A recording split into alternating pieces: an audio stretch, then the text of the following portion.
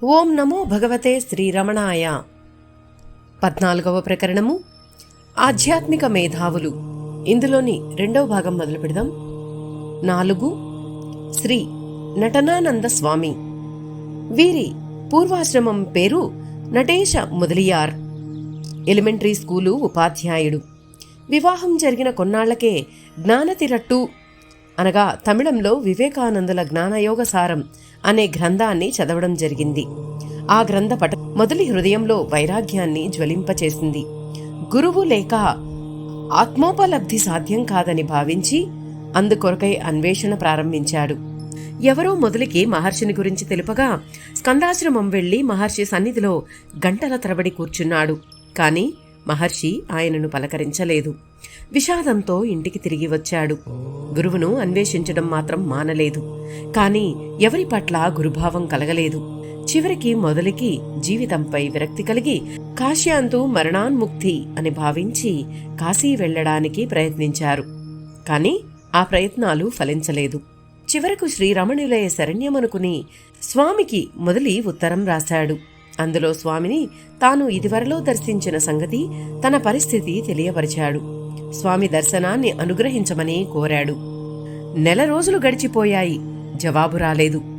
తమ యొద్దనే శరణాగతి అగుట నా దృఢ నిశ్చయమని తెలుపుతూ 2వ జాబు రాసిన రసీదు వచ్చినట్లు స్వామి సన్నిధికి పంపాడు. తర్వాత కొద్ది రోజులకు కలలో మొదలికి మహర్షి కనిపించి, నన్నే నిరతము నీవు ధ్యానించిన ఏమున్నది? నందివాహనుడగు మహేశ్వరుని ధ్యానింపుము, ఆయన అనుగ్రహమును మొదట సాధింపుము అని. అది కలిగనా నా సాయము తనంతట అదియే నీకు లభించునని ఉపదేశించిరి.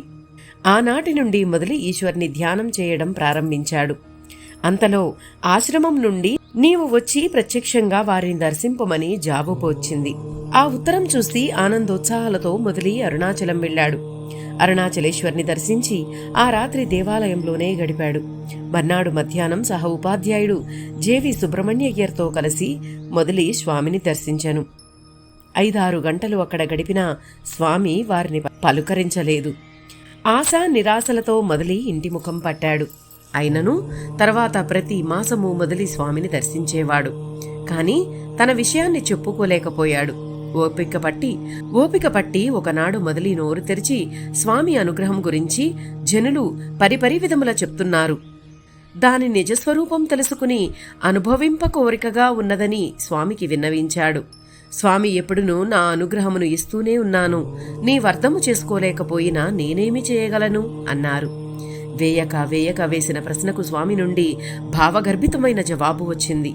మహర్షి మాటలు మొదలికి రుచించలేదు.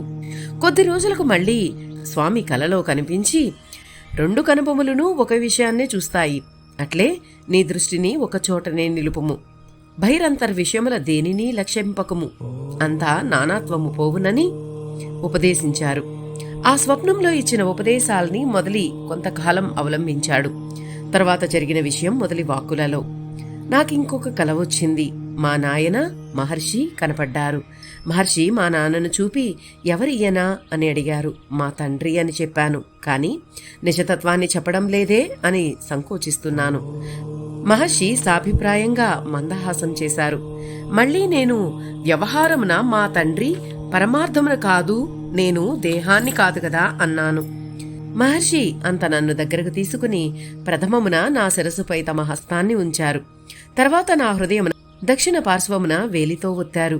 కొంత బాధ కలిగినప్పటికీ అది వారి అనుగ్రహమని ఓర్పుతో ఉన్నాను. ఆ విధంగా మొదలికి స్వామి హస్త దీక్షానుగ్రహం కలిగింది. అప్పటి నుండి మొదలికి స్వామిపై ప్రగాఢ భక్తి కుదిరింది.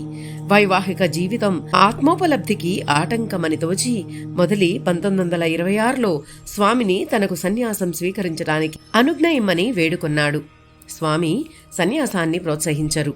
అందుచే ఎంత వేడినా నిరుత్సాహపరిచారు. కాని మొదలికి సన్యాసంపై ఉన్న దృఢేచ్ఛ స్వామికి తెలుసు. పలుమార్లు స్వామి మొదలి భార్యకు, అన్నకు, తండ్రికి కలలో కనపడి, మొదలపై నాకు అనగ్రహం కలదు, మీరును వాని ప్రయత్నములలో సహాయం చేయవలనని సెలవిచ్చారు. చివరకు వారు కూడా అంగీకరించారు. అంత మొదలి వారి సమ్మతితో మొదట ఉద్యోగాన్ని విరమించాడు. తదుపరి గృహ పరిత్యాగం చేసి కాషాయంబరధారి అయి నటనానంద స్వామి అనే నామాన్ని గ్రహించాడు. కాని కారణాంతరాల వల్ల కొన్నేళ్లకు అతడు మరలా గృహస్థ వ్యవహారాలను చూడవలసి వచ్చింది. అలాగే ఉండిపోయాడు. మొదలి స్వామిని ప్రప్రథమంగా దర్శించిన నాటి నుండి స్వామిపై గీతాలు వ్రాసేవాడు. రమణ స్తోత్రమంజరి, రమణ స్తోత్ర షోడకము, రమణ నామ మణిమాలై, రమణ అంతాది, రమణ శతకము మొదలగునవి. వీనిలో మొదలి మహర్షిని ప్రశ్నించిన వేదాంత విషయములకు స్వామి సమాధానములు సూచింపబడ్డాయి. ప్రతిదినము భక్తులు స్వామితో మాట్లాడే ప్రశ్నోత్తరములు వ్రాసి నటనానందులు స్వామికి చూపించేవారు. ఇవే కాకుండా తమ ప్రశ్నోత్తరములను కూడా కొన్నింటిని కలిపి ఉపదేశమంజరి అనే గ్రంథాన్ని రచించారు. మహర్షి శరణాగతి చెందిన భక్తులను అనేక విధాలుగా ఉద్ధరించేవారు. అట్టి అదృష్టవంతులలో నటనానందులొకరు. 5. కృష్ణ భిక్షు. వీరి అసలు పేరు ఓరుగంటి వెంకట కృష్ణయ్య. చిన్నతనంలోనే రమణగీత, రమణ చరిత్ర చదవడము, శ్రీ రమణ భగవానుల చిత్రపటము చూడడము జరిగింది. అలా శ్రీ రమణుల యందు భక్తిభావం కలిగింది. 1929లో శ్రీ వెంకటరామరెడ్డి గారితో అరుణాచలం వెళ్లి శ్రీ రమణులను చూశారు. వారు వెళ్లేసరికి భగవాన్ భోజనం చేసి లేస్తున్నారు.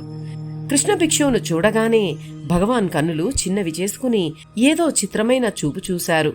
అప్పుడు కృష్ణ భిక్షు 2 రోజులు మాత్రమే ఉండి వెళ్లిపోయారు.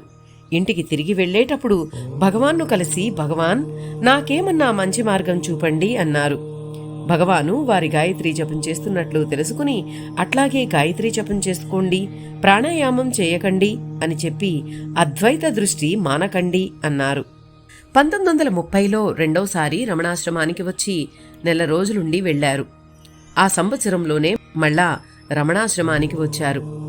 ఆ రోజుల్లో భక్తుడు బివి నరసింహస్వామి ఆశ్రమంలో ఉంటూ భగవాన్ నుంచి, భక్తుల నుంచి విషయ సేకరణ చేస్తూ భగవాన్ జీవిత చరిత్ర ఆంగ్లంలో రాస్తున్నారు.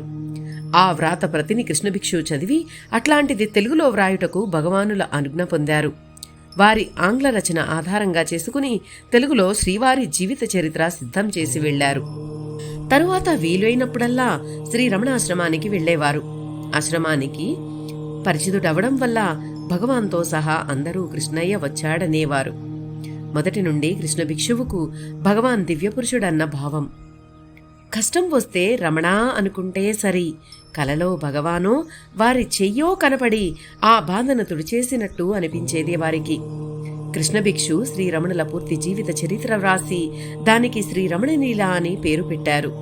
ఈ గ్రంథము ద్వారా శ్రీ భగవానుల దివ్య జీవిత చరిత్రము అశేష ప్రజానికానికి అందజేసిన శ్రీ రమణ భక్తుడు కృష్ణభిక్షు. ప్రతి రమణ భక్తుని ఇంటా ఉండవలసిన గ్రంథమిది.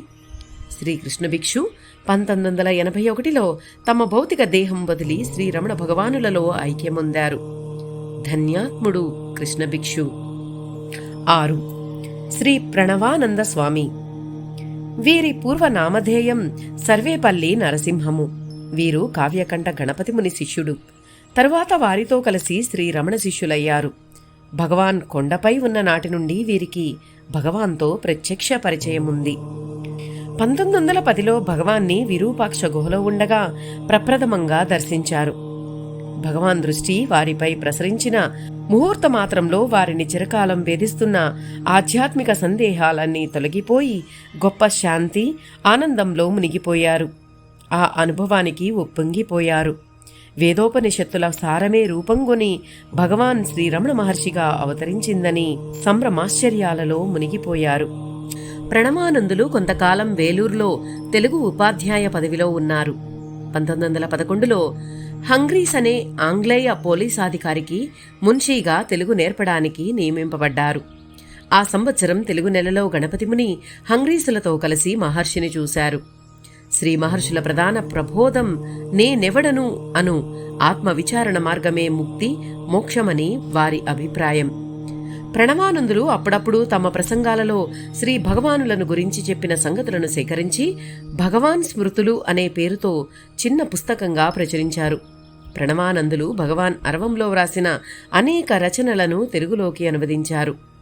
1969లో ప్రణవానంద స్వామి సిద్ధి పొంది శ్రీ భగవానులలో ఐక్యమొందారు. 7. శ్రీ టి.కె. సుందరేశ్వరయ్యర్. ఈయన అరుణాచల వాస్తవ్యుడే. 1908లో తన బాల్యంలోనే శ్రీరమణులను ప్రప్రథమంగా విరూపాక్ష గుహలో దర్శించాడు. కాలక్రమంలో గణపతి ముని శిష్యుడై 8 సంవత్సరాలు వేదాధ్యయనం చేశాడు. గణపతి ముని చూత గుహలో ఉన్నప్పుడు అతను నిత్యము గణపతి మునితో వెళ్లి శ్రీరమణులను దర్శించేవాడు. శ్రీరమణులు గణపతి ముని మొదలైన శిష్యులతో వేదాంత గోష్ఠులు జరిపేటప్పుడు భక్తులతో పాటు సుందరేశ్వరయ్యర్ కూడా వింటూ ఉండేవాడు. 1929లో గణపతి ముని తపస్సుకై బెల్గాం ప్రాంతాలకు వెళ్లిపోతూ సుందరేశ్వరయ్యర్ను భగవాన్కు అప్పగించారు. రమణులు ఆయనను ఎంతో ప్రేమగా చూసేవారు.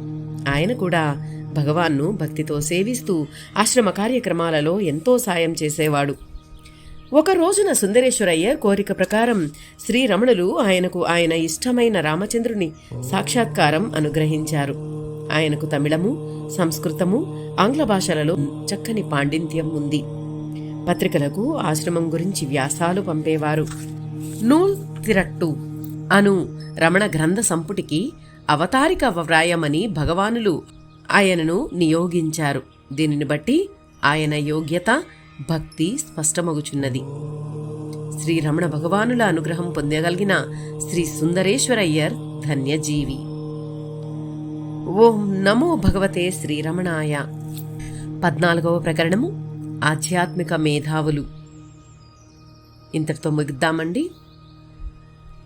వచ్చే భాగంలో మరికొంతమంది ఆధ్యాత్మిక మేధావుల గురించి తెలుసుకుందాం. నా ఈ వీడియో కనుక మీకు నచ్చినట్లయితే ప్లీజ్ లైక్ చేయండి, షేర్ చేయండి, సబ్స్క్రైబ్ చేయని వారు సబ్స్క్రైబ్ చేయండి. థ్యాంక్ యూ అండి. మీ సరిత. ఓం నమో భగవతే శ్రీరమణాయ.